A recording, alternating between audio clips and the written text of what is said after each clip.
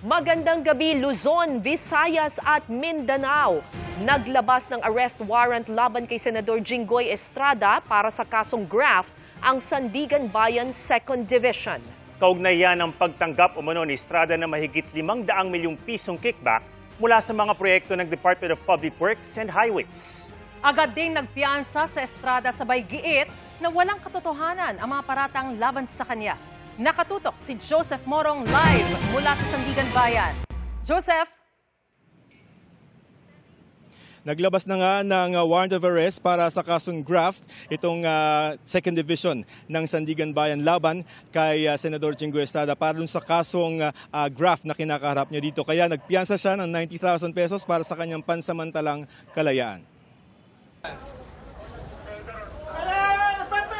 Kasama ng senador ang kanyang asawang si Presi at mga anak. Tumanggi pa munang magbigay ng pahayag si Estrada.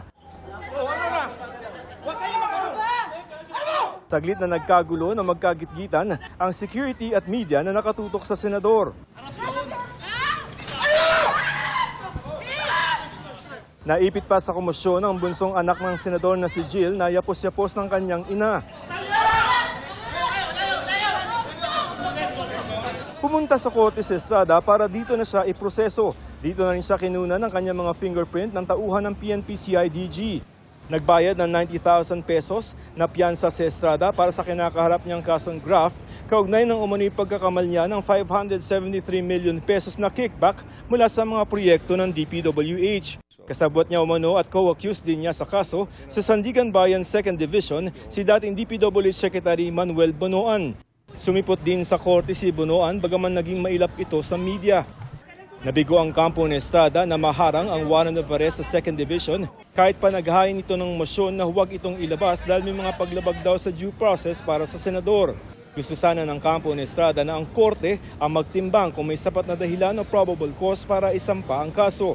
Meron pang kasong kinakaharap na plunder at graft sa Sandigan Bayan 5th Division si Estrada pero sa mga oras na ito ay wala pang utos na galing sa korte kung maglalabas ng arrest warrant laban sa kanya. Non-bailable ang kasong plunder.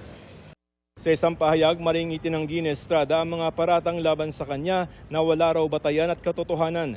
Nagpiyansa siya bilang respeto sa judicial institutions ng bansa at nagpapasailalim sa jurisdiksyon ng Sandigan Bayan.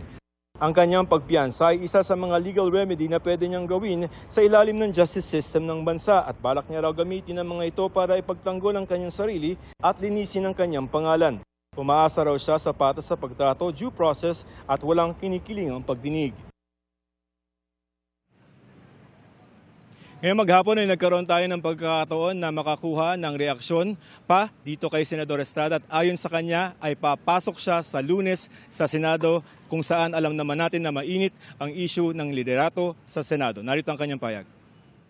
Sen, maasahan daw po ba yung pagpasok niyo sa Monday sa Senado? Of course, never naman tayo mag-absent sa Senate.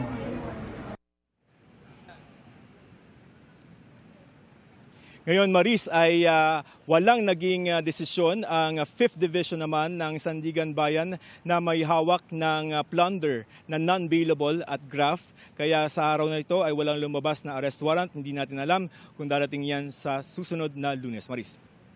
Maraming salamat, Joseph Morong.